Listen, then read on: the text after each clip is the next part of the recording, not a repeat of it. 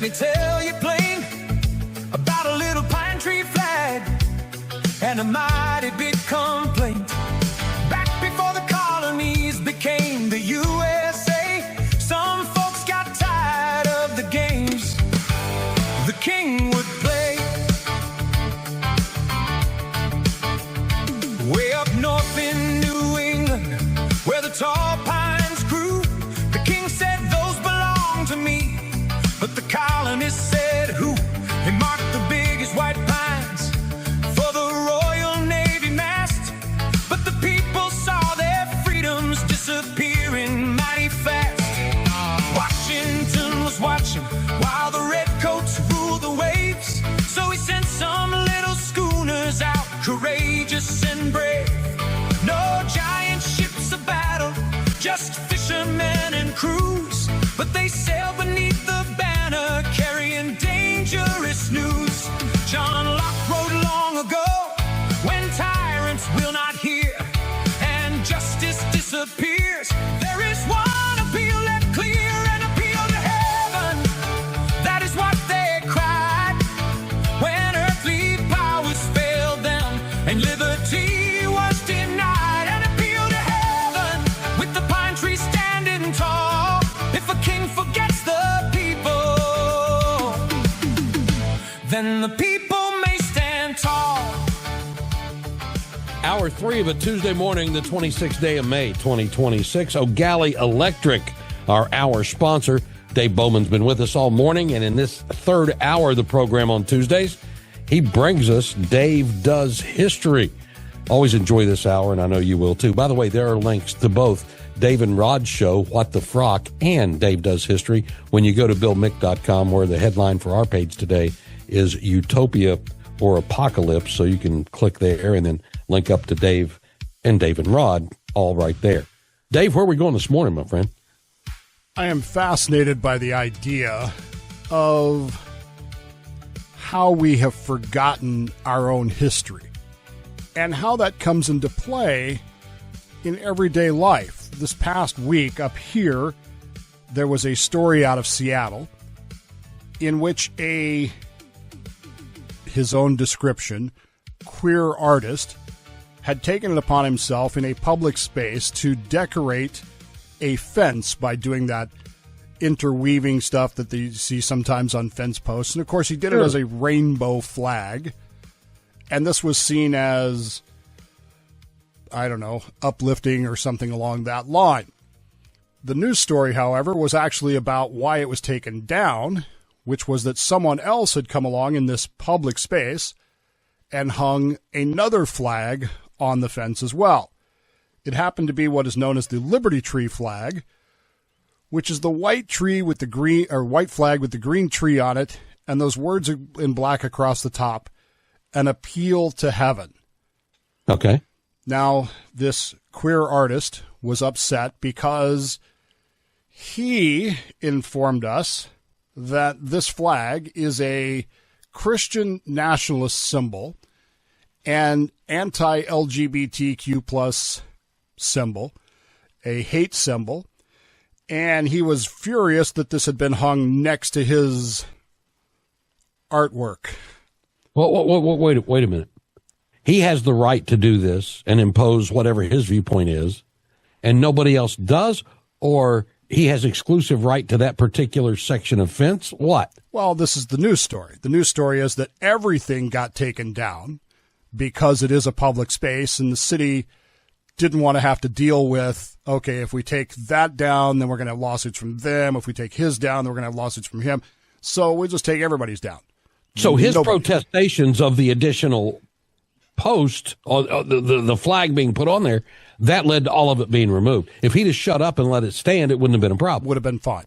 But yeah, his position that this appeal to heaven, the green tree flag, is a quote-unquote hate symbol of the Christian nationalist and anti-LGBT is part of the problem. Because, of course, what evidence is there that this is actually the case? But that's not what the news story said. The news story said, well, these are hate symbols, and the city didn't want to deal with it. And so the thrust of the news story is it's terrible that this had to be taken down because of this, that, or the other. But the problem is, of course, this is a usurpation of symbols, but not in the way that you might think.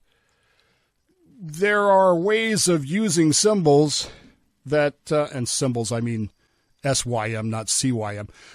Yeah. The clang we don't need. Yeah. Right. That sometimes, because of our lack of history and understanding things, we don't necessarily get. And that's why it's important that we go through these words in the Declaration of Independence. Accordingly, all experience hath shown that mankind are more disposed to suffer while evils are sufferable than to right themselves by abolishing the forms to which they are accustomed. Mm-hmm. We are becoming accustomed to bad history. And we pick it up in 60 seconds on WMMB.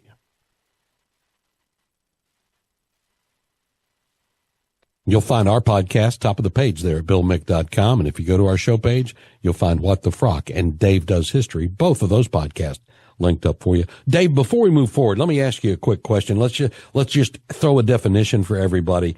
With this gay activist, queer artist, as he called himself, saying that these are hate symbols and that the Appeal to Heaven flag is a Christian nationalist symbol. Let's define Christian nationalist. Does that mean an imposed religion for the country is what he's trying to say this is? What?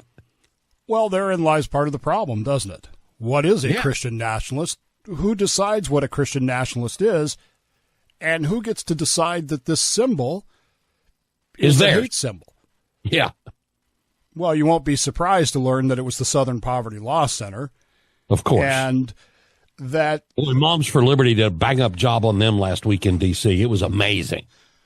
Well, the Southern Poverty Law Center has a single article that details a singular person with a single website in which this person claims that, I guess, God told him that this was the sign that he needed because it's anti-government, which it isn't, but the implication is that because this guy is a designated hate group, this guy is a designated hate group by the SLPC, therefore any symbols that he adopts for himself must therefore be hate symbols. That's about the best answer I can give you on that. Okay, just wanted to know what the foundation was, and that doesn't sound like a solid one. It's not. And this is the problem. Last year, 2025, Senator Markey wrote a letter in which he made the similar claim based on the SLPC's article.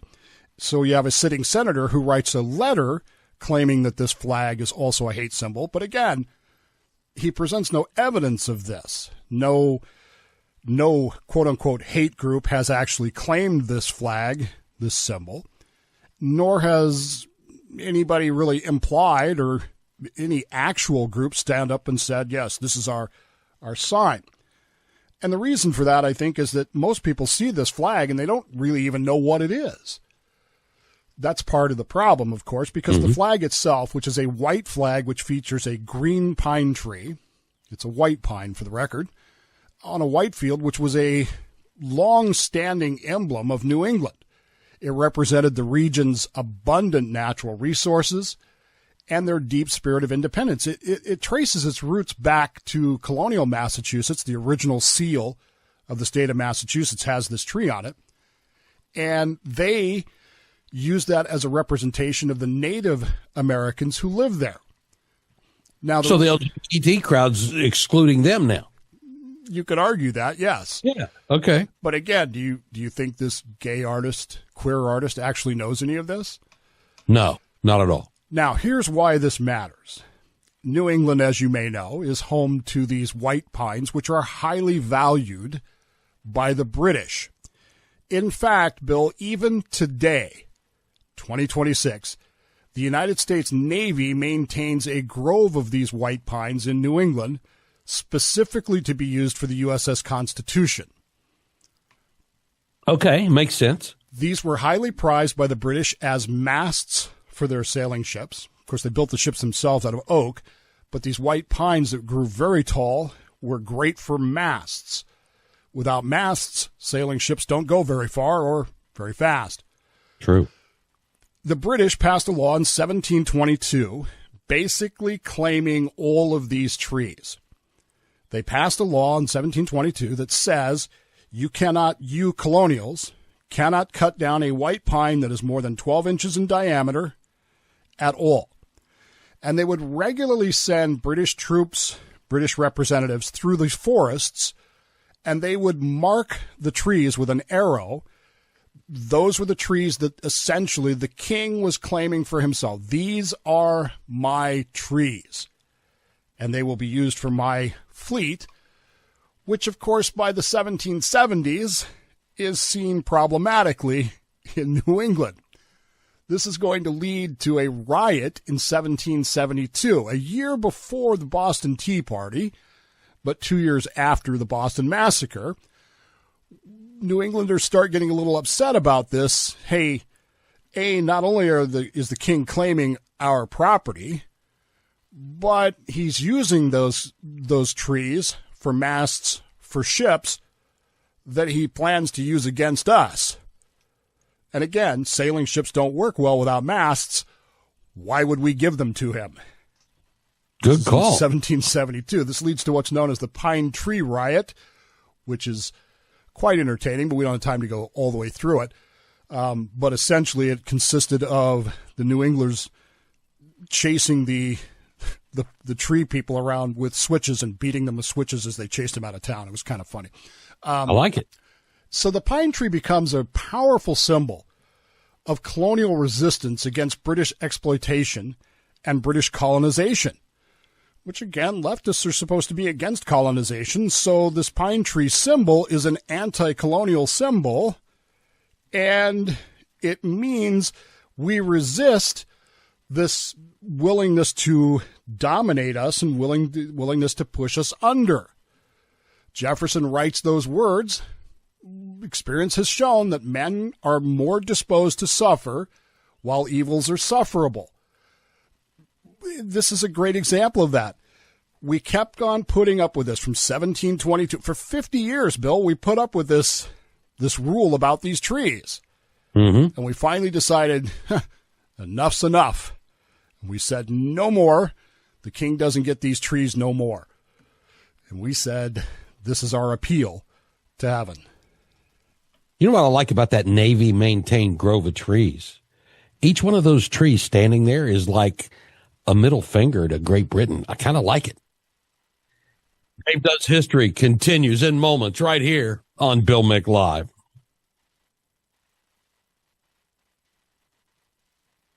Before there were headlines, there were hard choices. You're listening to Dave Does History on Bill Mick Live.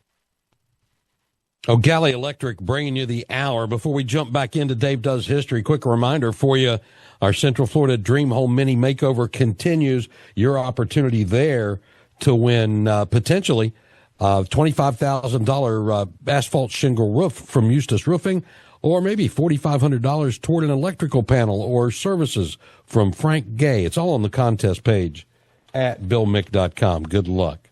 So we're talking about the Appeal to Heaven flag and the reasons therefore. Dave, let's just jump back into it, sir. Well, there's something almost haunting about that phrase, an appeal to heaven. It's not a slogan that's hammered together by a committee or a focus group. It's older than that. It carries the weight of a people standing at the edge of something that seems irreversible. And this is precisely why the phrase mattered to the American colonials in 1775. The words themselves are actually not ours. They come from the English philosopher John Locke, whose ideas drift through the Declaration of Independence like smoke through old timber. If Thomas Jefferson provided the poetry of the Revolution, Locke is the supplier of most of its skeleton. His second treatise on government, which was published in 1689 after the Glorious Revolution in England, is one of the foundational texts of the American founding generation. We've talked about this in the past. Mm-hmm. We're doing exactly what you said we should be doing. Why are we the rebels? Colonial leaders would quote him. They would argue about him. They would absorb his assumptions so deeply that many of his ideas eventually sounded less like philosophy and more like common sense. And that can be dangerous. When ideas become common sense, people stop asking where they come from. They simply assume that those ideas always existed. But the world Locke inhabited was not a world that naturally believed that ordinary people possessed rights against kings. The divine right of kings was the assumption, and so the actual general belief was quite the opposite. For centuries, Europe had been dominated by the doctrine known as the divine right of kings, and under that theory, monarchs ruled because God himself had appointed them, and if you resisted the king, it wasn't just political. It was a rebellion against heaven. Kings were viewed almost as earthly extensions of divine authority. If you got a bad king, tough luck. It's because you weren't praying hard enough, and God is punishing you. It's a good gig if you can make it happen as a king. Yeah. Locke looked at that system and he said, well, that's just nonsense.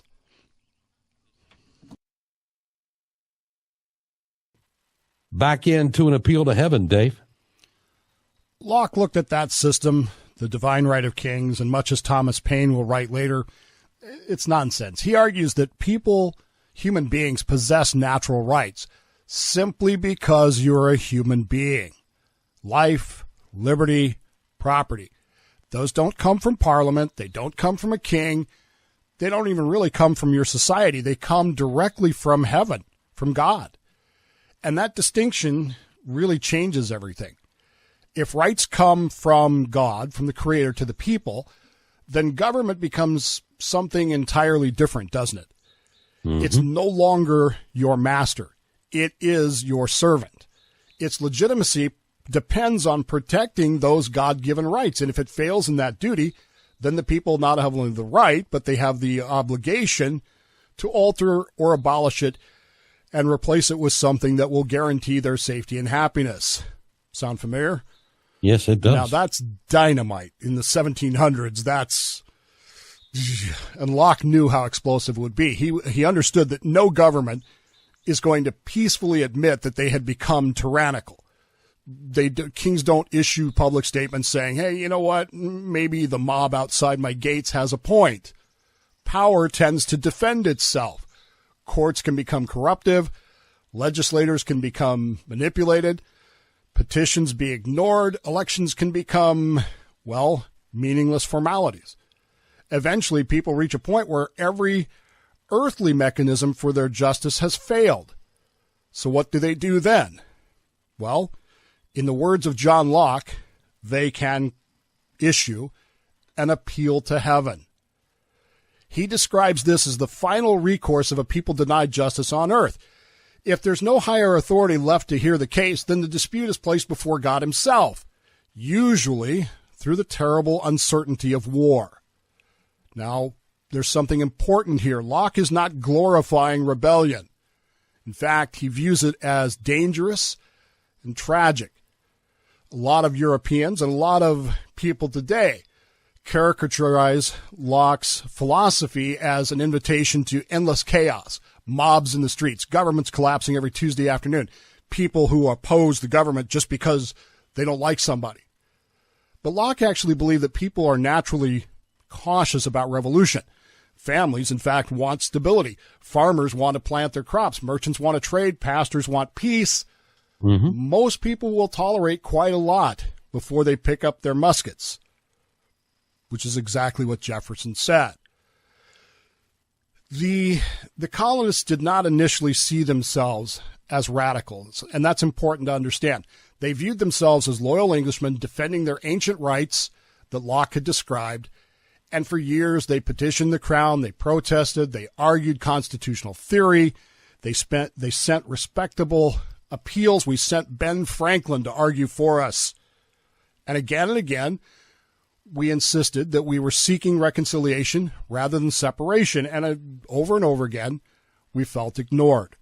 From the Stamp Act to the Coercive Acts, from Standing Army in Boston to the closing of our ports, many Americans came to believe that the ordinary political remedies no longer functioned. The system was rigged against us, And the king, who we once viewed as our protector against Parliament, increasingly appeared aligned with the very abuses that they were inflicting. And that realization is devastating. There's a tendency today to imagine the revolution as inevitable, as though independence was simply waiting backstage from the beginning, and as soon as the cue came out, independence comes out, and yay us. But it wasn't that way. Separation from Britain terrified people. Britain was the most powerful empire on earth. The Royal Navy, using our trees for its masts, ruled the seas. And rebellion could mean economic ruin, possible execution for treason, and most likely a military defeat. That's a chilling thing for any society to realize. What you have to understand is everywhere in the echoes of the Declaration is Jefferson's assertion that rights are endowed by our Creator. These are just powers derived from the consent of the government, not the government. The great irony is that the colony accused the colonists of rebellion against God-ordained authority. The colonists responded to that resistance as tyranny, as obedience, resistance to tyranny is higher. Let me say that again. The colonists responded that resistance to tyranny is obedience to a higher law. Each side believes that heaven is on their side. But that phrase, an appeal to heaven, endures because it captures something that we have to answer. Revolution is not fashionable, but it's nowhere else. We had nowhere left to appeal to. I've got some questions, and if you do, we'll take your calls in our final segment.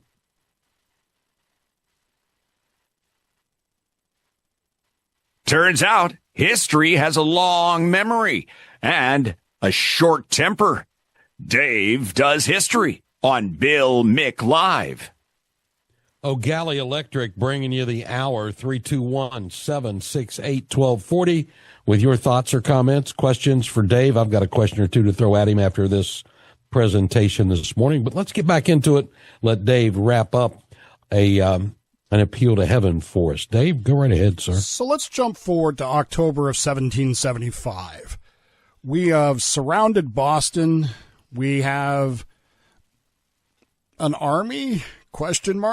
We have a group of militias that have no training, nothing, whatever, and we have trapped the British Army in Boston. Washington is desperately trying to figure out how to do things, how to make this work, and he is desperately short on supplies. We've talked in the past about the fact that they had enough gunpowder for basically every soldier to fire 1 or 2 rounds, and that was about it. The British didn't know that. If they had, maybe history changes. Who knows?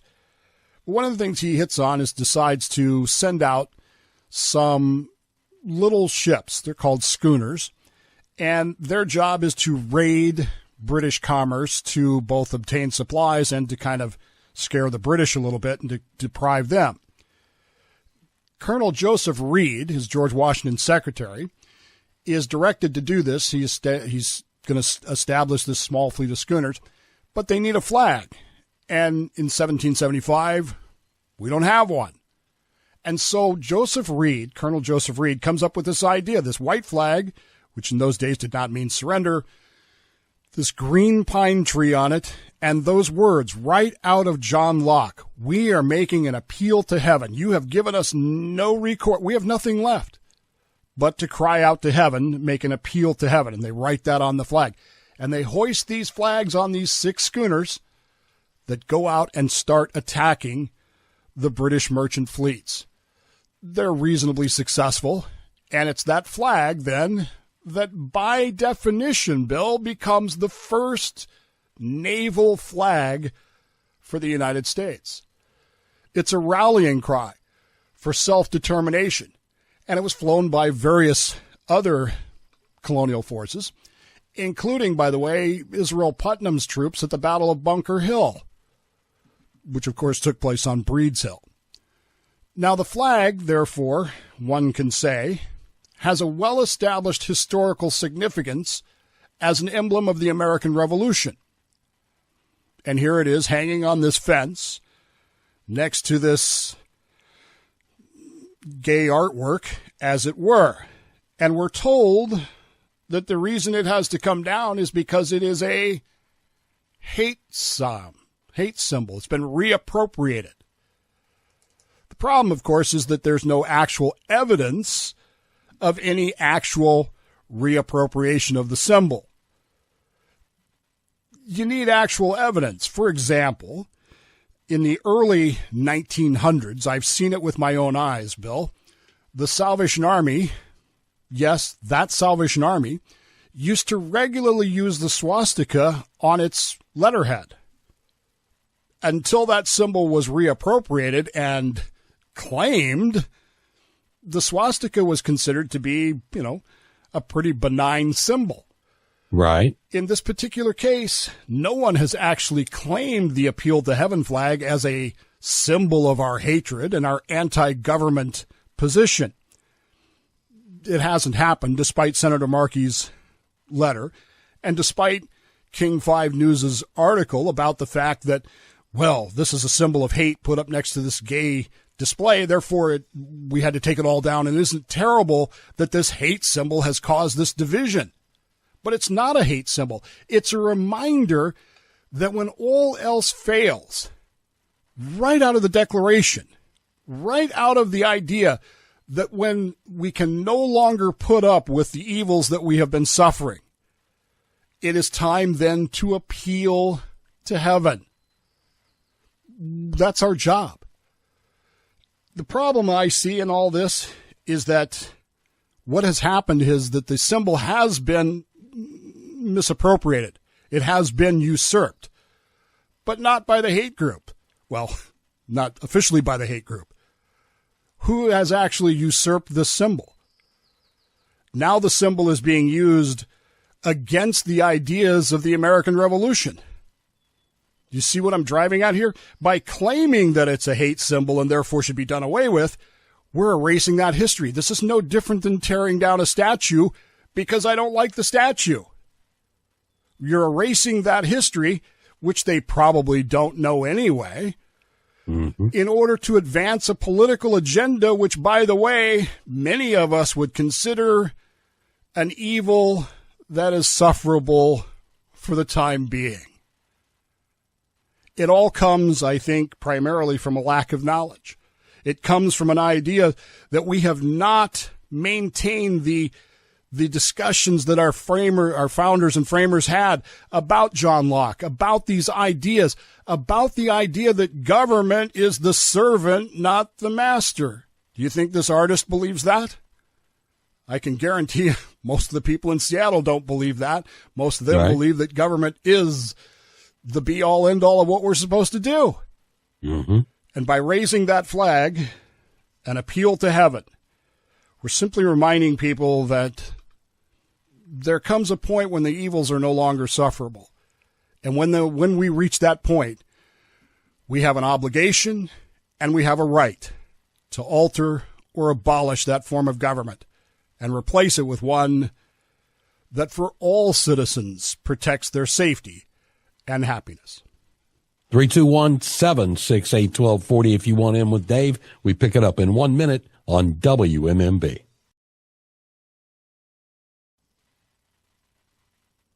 So, Dave, you were saying earlier that John Locke is a British philosopher who was speaking these things and inspiring these colonials to revolution.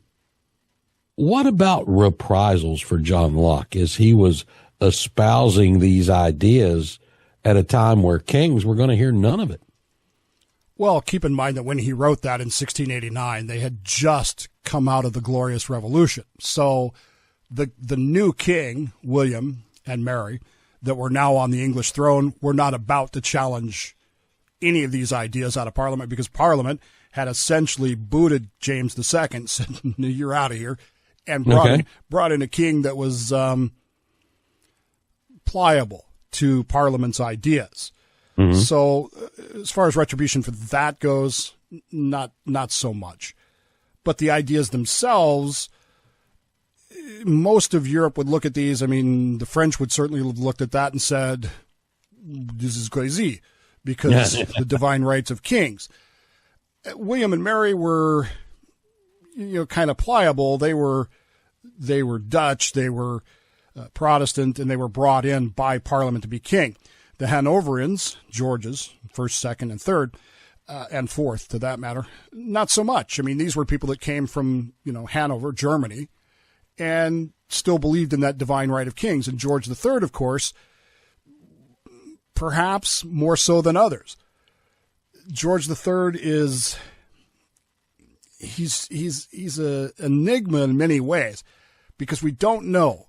We can argue till we're blue in the face, but we don't actually know what was the driving force behind his willingness to go along with Parliament punishing the colonies. See, we saw the king as our protector against Parliament. He starts joining with Parliament to punish us. Well, if we can't appeal to the king, who's supposed to be divine, divine right anyway, then we have to appeal to heaven. King George was very ill. A lot of people have heard this, but you don't maybe know it. King George had a illness that really affected his mind, and it came and went in the early years of his reign and really ruined the end of his reign. It's possible that he was mentally out of it during all this, although it doesn't seem that way. So was it his mental illness? Was it his ego? Was it his firm belief in the divine right of kings? Who knows? The point is that he chose not to be the patriot king, and that caused us to say, well, we got no place else to appeal but to heaven. And we wrote it on our flag. Very, very good. As for perverting the symbols, changing the words or changing the meaning thereof, we see examples of it in American politics every day. We see it, again, from this usurpation of the symbol. They're turning the symbol into a symbol of hate, not because we did that, but because it serves their political purpose. Oh, these people hate me, so therefore that's a hate symbol. But yeah, we see it all the time. And I complain about this all the time with our politicians. They don't know what they're saying. When's the last time you heard an elected official use the word liberty?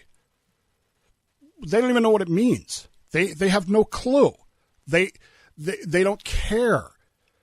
And because that, they do things. I go back to, they don't understand history. I go all the way back to Paul Ryan when he became the Speaker of the House and discovered that he couldn't write an ex post facto law. Didn't know that that's in the Constitution. Said, I didn't know that was in there. How the hell do you become the Speaker of the House and not know that? Was he a lawyer too? I assume so, but it bothers me that so many people don't know these history of things. And so because of these large language models and AI, Bill, somebody types into ChatGPT, what is the appeal to heaven flag? What are they going to get? They're going to get, well, it's been appropriated by hate groups. Are they going to take the time to read deeper into that and to find out that that's one accusation from the Southern Poverty Law Center? Are they going to take the time to research, well, what does this actually mean? Will it lead them to the second treatise of government? Or will they just go, well, that's what it means. And that's what the Pope was warning about. It changes the memory, the collective memory of a society. And if we lose those ideas, what do we have left? What do we become if we don't understand these ideas of liberty, these ideas of freedom, and the idea that we have an appeal to heaven and a right and an obligation to change governments that don't protect our safety and happiness? We lose those. And how did that happen? We forgot our history. We forgot what these things mean. Yeah, very true. By the way, Paul Ryan, not a lawyer. He has a BA in economics and political science from Miami University of Ohio. Political science, and he still didn't read it? Yeah, apparently so. How weird is that? It's not weird, Bill. That's the problem. Yeah, exactly. No, how sad is that? Let's go with that, because it is sad. Yeah. You would expect that would be the darn case. Dave, let's take a brief look at where we're going next week when we come back. Next week, we're going to talk about the Lee Resolve and the actual Declaration of Independence and the one man, the one guy who had to make it happen and how he got there to do it. Very good. And we will do that next Tuesday, 8 a.m. with Dave Does History, as we keep building toward a couple of special edition Florida Roundtable shows. The last show of June, the first show of July, which, by the way, falls on July 4th, will be Dave Does History, focusing on the 250th anniversary of the Declaration. So we'll look forward to that coming week. So Galley Electric brought you this hour. Dave Bowman, Go find you a Pizza Hut, sit down and eat, will you? All right. It's right down the road. I am a local queer artist. Axton Burton jumped at the chance to create an inclusive piece of art for their hometown. This was the finished product, proudly displayed for more than a year along Main Street until earlier this month. The city took it down because there's no legal terminology that differentiates between freedom of speech and hate speech.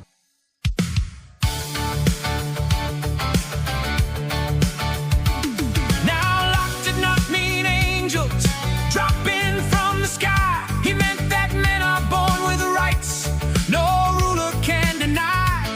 And if every court and parliament refuses to be fair, then people have the natural right to answer with a prayer, and maybe with a schooner or two. The cruisers sailed at dawn through fog and salty rain, with pine trees on their banners and freedom in their veins, and appeal to heaven.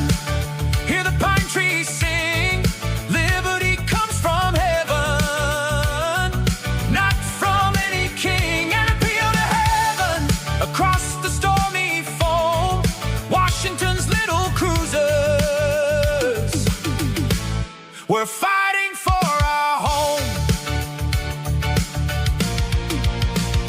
Colonel Joseph Reed proposed the flag in 75 to show the world the colonies were very much alive. The British thought rebellion would be over in a week, but freedom has a funny way of making people speak.